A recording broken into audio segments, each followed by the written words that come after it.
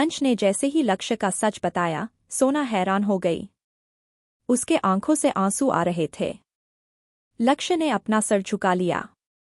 अंश सोना के पास आया और उसका हाथ पकड़ लिया। सोना कुछ नहीं बोली। अंश ने पंडित जी को आवाज दी। पंडित जी सेट हुए और उनके सामने आए। शादी शुरू करो, अंश ने भारी और गंभीर आवाज में कहा। अंश ने जैसे ही ये कहा, मीरा और कबीर हैरान हो गए। मिस्टर ओबरॉय ने कुछ कहना चाहा, लेकिन अंश के बॉडीगार्ड ने उसे चुप रहने के लिए कहा। अंश सोना को खींचते हुए मंडप पर लाया और बिठा दिया। पंडित जी डरते हुए मंत्र पढ़ रहे थे। कोई कुछ नहीं कर पा रहा था। आदित अपनी दी को खुद के वजह से बेबस देख कर रोए जा रहा था। सोना लक्ष्य को बुद्ध बन के देख रही थी। उसे अभी तो प्यार का एहसास हुआ था और अब सब खत्म हो गया। उसकी हालत ऐसी थी जैसे कोई फूल अभी अभी खिला हो और कोई उसे मसल कर तोड़ दिया हो। उसके लंबे बाल बिखरे हुए थे। उसकी आंखों में आंसू तो थे, लेकिन बाहर नहीं निकल रहे थे। पंडित जी ने पूजा के बाद उठने के लिए कहा। अंश अपनी जगह पर खड़ा हो गया, लेकिन सोना वैसे ही बैठी थी। कुछ देर पहले वो लक्ष्य के साथ 7 फेरे लेने वाली थी, अब वो अंश के साथ ले रही थी। उसके दिल में हलचल सी थी। अंश ने झुककर जबरदस्ती उसका हाथ पकड़ा और उसे खड़ा किया। पंडित जी डरते हुए वचन बोल रहे थे और अंश सोना को खींचते हुए फेरे ले रहा था। सोना को होश नहीं था, फेरे कब के खत्म हो गए। पंडित जी ने सिंदूर और मंगलसूत्र पहनाने के लिए कहा। अंश थाली से मुट्ठी भर सिंदूर लेकर सोना के मांग में भर दिया। सोना ने आंखें बंद कर ली। उसकी आंख से टपक रहे थे। उसके पूरे चेहरे पर सिंदूर लग गया था। अंश ने मंगलसूत्र सोना के गले में पहनाया। जैसे ही अंश के ठंडे हाथों ने सोना के गले को छुआ, वो सिहर उठी। सोना के आंखों से आंसू टपक कर उसके हाथ में गिर गए। लक्ष्य ने सोना के लिए परेशान हो गया। अंश सोना के चेहरे को एकटक देख रहा था। सोना सिंदूर और मंगलसूत्र में बहुत सुंदर लग रही थी। उसकी आंखें अभी भी बंद थीं। शादी संपन्न हुई, पंडित जी ने कहा। लक्ष्य ने अपनी आंखें बंद कर ली और सर झुका लिया। अंश के मन में अभी क्या चल रहा था, बताना मुश्किल था। दीप और शौर्य अंश के लिए खुश थे, लेकिन सोना के लिए उन्हें दुख हो रहा था। इन दोनों को पता था कि अंश सोना से नफरत करता है।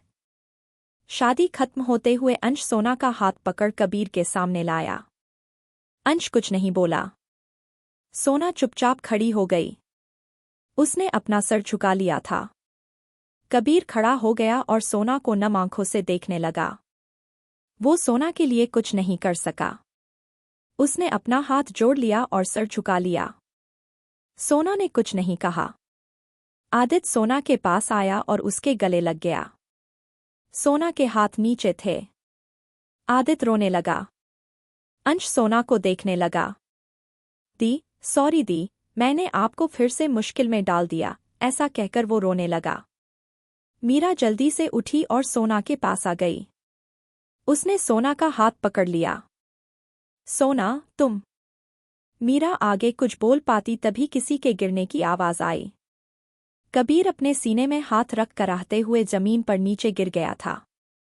उसकी आंखें बंद थीं। उसका शरीर कांप रहा था। मीरा ने कबीर को ऐसे देखा और सोना को छोड़कर उसके तरफ भागी। सोना हैरान थी, सब परेशान हो गए। मीरा ने उसका सर अपने गोद में रखा और बोली, कबीर आपको क्या हुआ?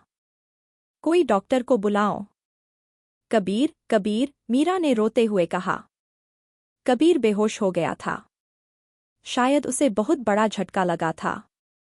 सोना, जो अभी तक से बुद्ध बनी थी, उसे होश आया। वो अंश के हाथ से अपना हाथ छुड़ाकर कबीर के पास गई। अंश उसे गुस्से से देख रहा था। पापा, पापा आपको क्या हुआ? ये कहते हुए वो रोने लगी। वो जल्दी जल्दी कबीर के सीने में हाथ से दबाने लगी। कोई जल्दी गाड़ी निकालिए। इन्हें हार्ट अटैक आया है, सोना के ऐसे कहते ही सब हैरान हो गए। आदित्य और आकाश रोते हुए कबीर के पास आ गए। दादी भी रो रही थी। लक्ष्य और मिस्टर ओबरॉय भी कबीर को ऐसे देखकर शॉक हो गए। दीप और शौर्य भी परेशान हो गए। अंश अपनी जगह पर वैसे ही खड़ा था। दीप ने शौर्य को इशारा किया। शौर्य ने हाँ में सर हिलाया और गाड़ी एंट्रेंस से अंदर लाया। सबने उसके लिए रास्ता बनाया। बेहोश कबीर को गाड़ी में बिठा दिए। मीरा, दादी, आदित्य और आकाश भी उसके साथ बैठ गए। सोना भी गाड़ी में बैठने वाली थी, तभी अंश ने उसका हाथ पकड़ लिया। सोना उसे पलट के देखने लगी। सोना के आंखों में कबीर के लिए फिक्र थी। होती भी क्यों नहीं, कबीर ने चाहे जो भी किया हो, लेकिन वो सोना का पिता है। सोना अंश को गुस्से से देखने लगी। मीरा ने जब सोना को ऐसे देखा तो परेशान हो गई। दीप ने शौर्य को इशारे से वहां से जाने के लिए कहा। शौर्य सबको लेके चला गया। अंश, हमारा हाथ छोड़िए, पापा को हमारी जरूरत है, सोना ने गुस्से से कहा। उसकी बातों में अंश के लिए नफरत महसूस हो रही थी। दीप ने गाइस को वहां से जाने के लिए कहा। सब वहां से बाहर चले गए। उनके पीछे सभी मेहमान भी भाग गए। लक्ष्य को उसके एसएस खींचते हुए ले गए। वहां पर अब सिर्फ दीप, अंश और सोना ही थे। सोना अंश को गुस्से से घूर रही थी। अंश भी उसे घूर रहा था। दीप दोनों को देखकर परेशान हो रहा था। अंश ने सोना के आंख में देखते हुए ही अपनी पकड़ उसकी कलाई में कस लिया। सोना को दर्द हो रहा था, क्योंकि उसकी कांच की चूड़ी टूटकर उसकी कलाई में घुस रही थी। फिर भी सोना अंश को गुस्से में घूर रही थी। तुम कहीं नहीं जा रही, तुम मेरे साथ जाओगी, अंश ने कहा और सोना को खींचते हुए वहां से बाहर लाया। सोना खुद को छुड़ाने की कोशिश कर रही थी। दीप भी उनके पीछे आया। अंश ने सोना को गाड़ी के सामने वाले सीट पर धक्का दिया। सोना गाड़ी के अंदर बैठ गई। अंश भी ड्राइवर सीट पर बैठा और दीप को इग्नोर कर वहां से चले गए। दीप अंश को पीछे से आवाज दे रहा था। शादी के बाद ही कबीर की तबीयत खराब हो गई। सब उसे लेकर हॉस्पिटल चले गए। सोना को अंश अपने साथ खींचते हुए कहीं ले गया। दीप भी उनके पीछे भागा। सोना अपने पापा के लिए परेशान हो रही थी। उसने कई बार अंश से हॉस्पिटल चलने के लिए कहा, लेकिन अंश उसकी बात नहीं सुन रहा था। अंश, हमने कहा हमें हॉस्पिटल जाना है। पापा को हमारी जरूरत है, सोना चिल्लाते हुए अंश से बोली। क्योंकि सोना उसे बहुत देर से बोल रही थी, लेकिन अंश उसकी बात ही नहीं सुन रहा था। वो बस चुपचाप ड्राइव कर रहा था। सोना अंश को अपने दोनों हाथों से मारने लगी। हमने कहा न, हमें हॉस्पिटल जाना है। प्लीज अंश, हमें जाने दीजिए। सोना जो अभी तक गुस्से में थी, वह अब सुबकने लगी। उसके आंखों में ये बोलते वक्त आंसू आ गए। अंश को अब गुस्सा आ रहा था। उसने गुस्से से कहा, क्या तुम कुछ देर शांत नहीं रह सकती? अगर अब तुम चुप नहीं हुई तो मैं तुम्हारे पापा को हॉस्पिटल पहुंचने नहीं दूंगा। अंश के ऐसे कहते ही सोना खामोश सी बैठ गई। उसे यकीन नहीं हो रहा था कि उसकी शादी एक पत्थर दिल इंसान से हुई है। रात के 11 बजे दोनों एक बड़े से विला के आगे पहुंच गए। गेट आउट, अंश सोना को बिना देखे, बिना किसी भाव के बोला। सोना उसकी बात सुन के भी गाड़ी से बाहर नहीं निकल रही थी। आई सेड गेट आउट, अंश ने इस बार चिल्ला के कहा। नहीं नहीं, हम नहीं आ रहे, सोना ने कहा। उसने अपना लार निगला और कहा, आपको जो भी करना है कर लीजिए, हम आपसे नहीं डरते। सोना अंश के आंखों में देख रही थी।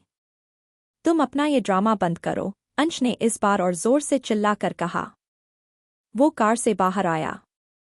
उसने सोना के तरफ का गेट खोला और उसका हाथ पकड़ के उसे कार से बाहर निकाला। अंश ने इतनी जोर से कार का गेट बंद किया कि सोना उसकी आवाज सुन के डर गई। अंश उसे खींचते हुए विला के अंदर ले गया।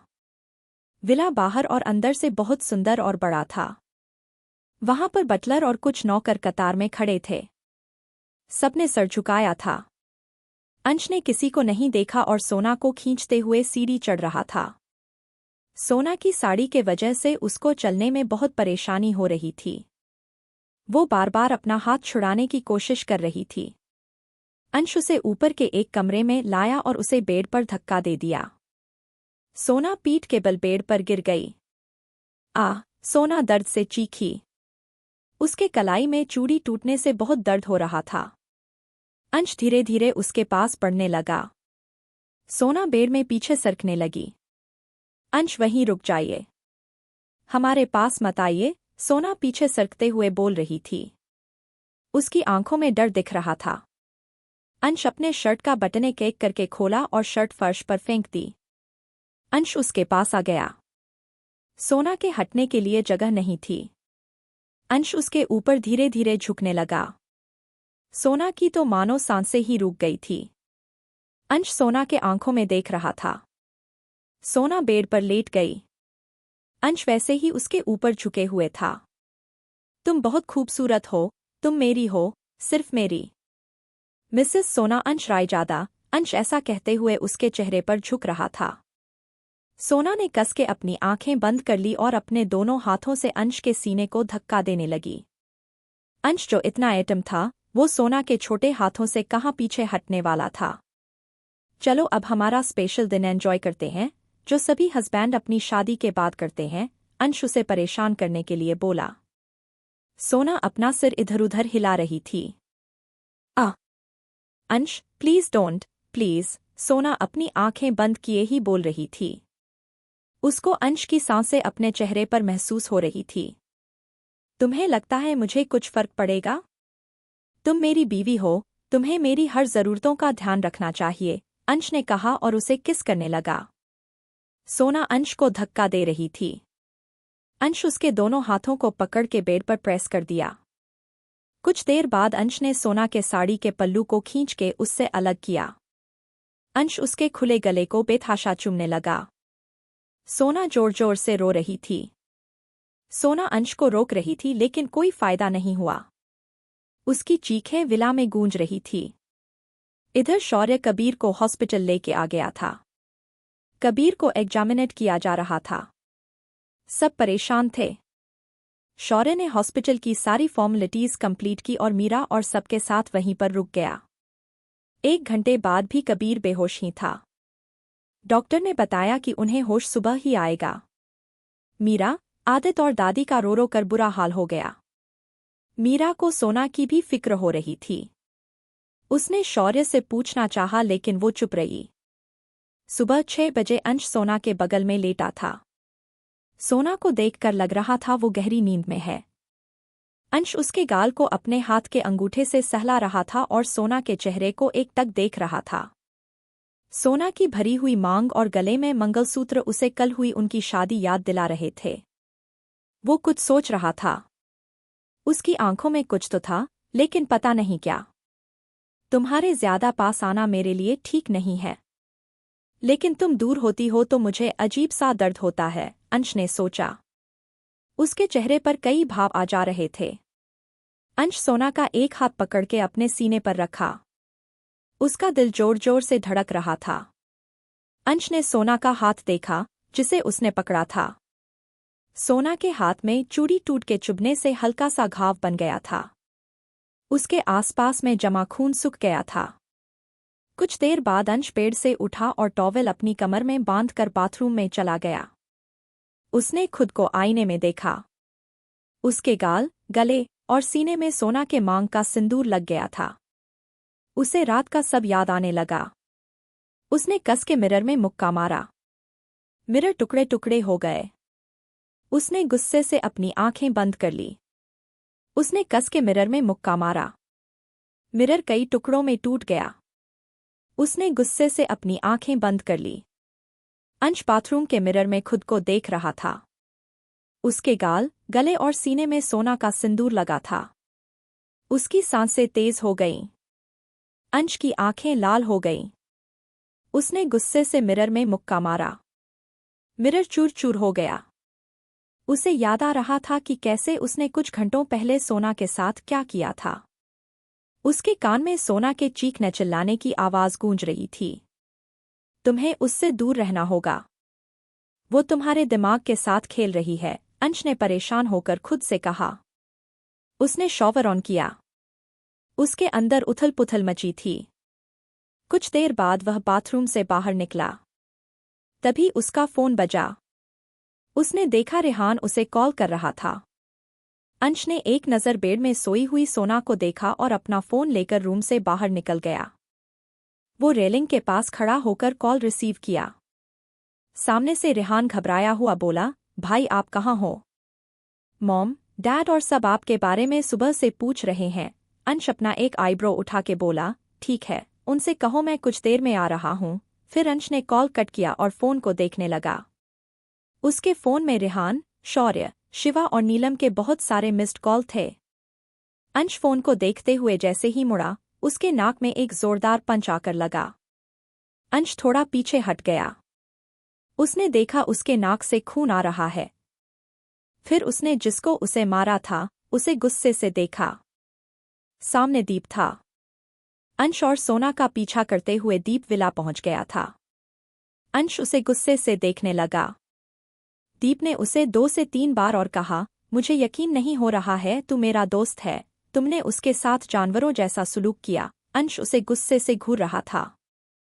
तुमने उसके साथ पहले जबरदस्ती शादी की और फिर अब मुझे तो बोलते हुए भी शर्म आ रही है। ऐसा कहते हुए दीप ने अंश से अपनी नज़र फेर ली। अंश कुछ नहीं बोला। दीप की बात सुन के उसने अपना हाथ फ़ोन में कस लिया। अंश और दीप एक दूसरे को घूर रहे थे। दीप वहां से और कुछ बोले बिना चला गया। उसे बहुत पछतावा हो रहा था। काश वह अंश को रोक पाता। दीप यहाँ आते ही उसके कमरे में जाने वाला था, लेकिन उसने सोना के जोर-जोर से रोने और कराहने की आवाज़ सुनी तो वो दरवाजे पर ही रुक गया। दीप अंश के ऊपर बहुत गुस्से था। उसने खुद को बहुत कोसा। काश वह कुछ देर पहले पहुंच गया होता। दीप वहां से गुस्से में चला गया। अंश भी अपने कमरे में गुस्से से गया। सोना अभी भी सो रही थी। उसके बाल उसके चेहरे को ढके हुए थे।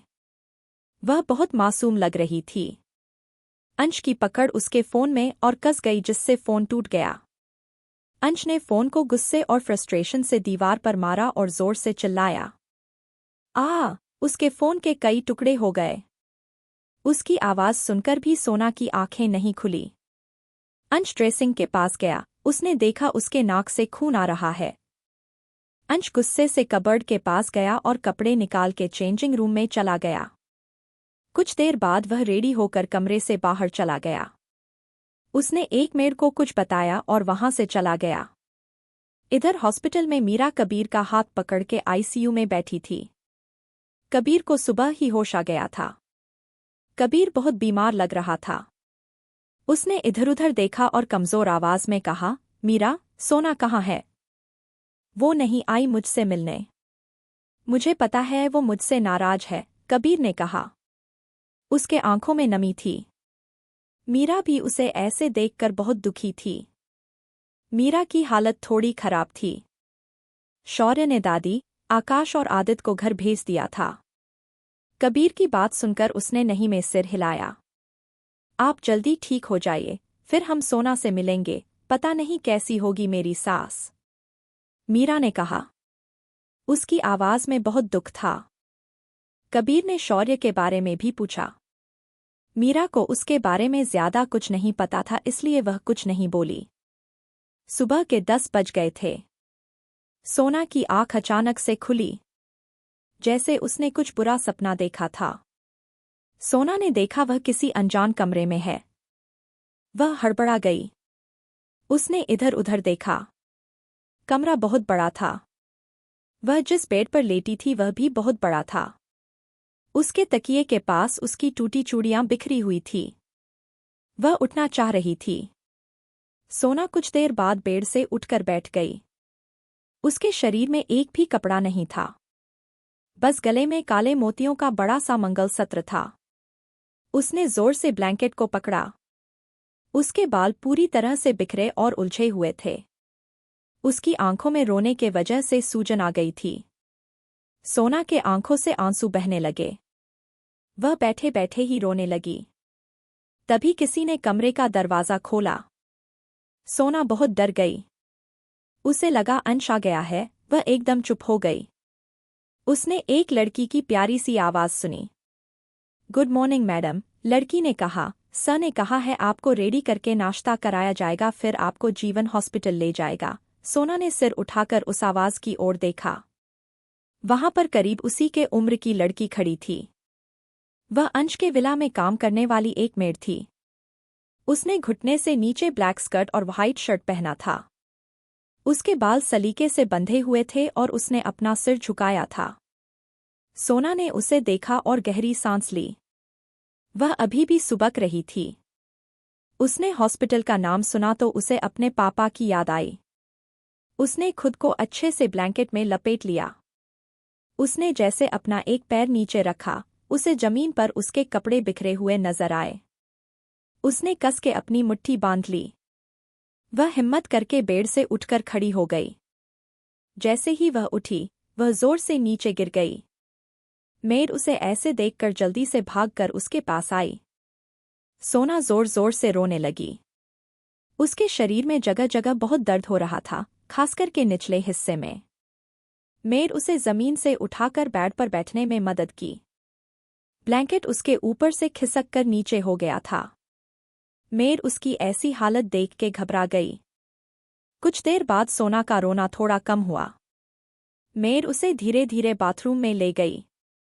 सोना को चलने में बहुत समस्या हो रही थी।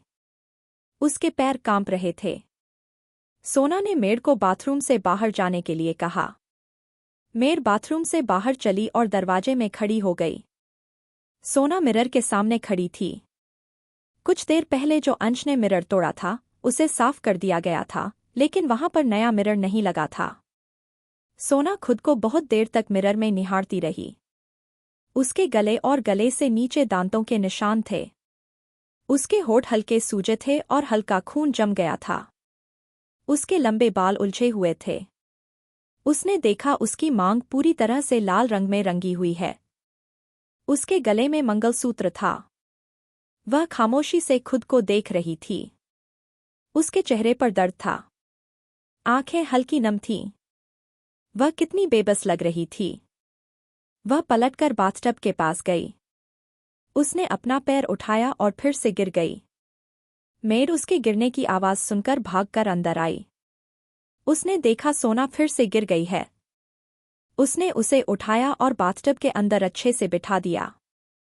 पानी हल्का गुनगुना था जिससे सोना को बहुत आराम मिल रहा था। उसने देखा पानी का रंग हल्का लाल हो गया था।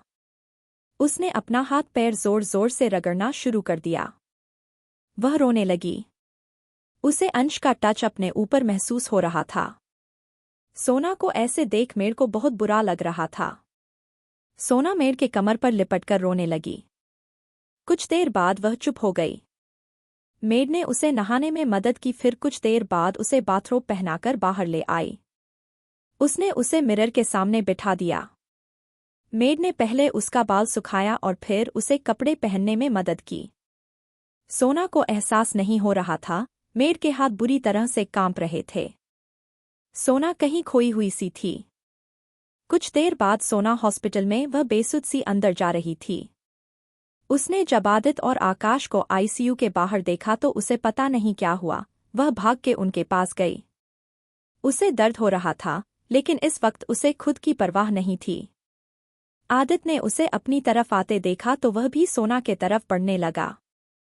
सोना आदित्य के गले लग गई। उसकी आंखों के आंसू थे। उसका शरीर कांप रहा था। आदित्य को महसूस हुआ सोना कुछ शांत हो गई है। उसने उसे खुद से अलग किया। उसने देखा सोना की आंखें बंद हैं और वह बेहोश हो गई थी। आदित्य पैनिक करने लगा। आकाश भी इनके पास आ गया।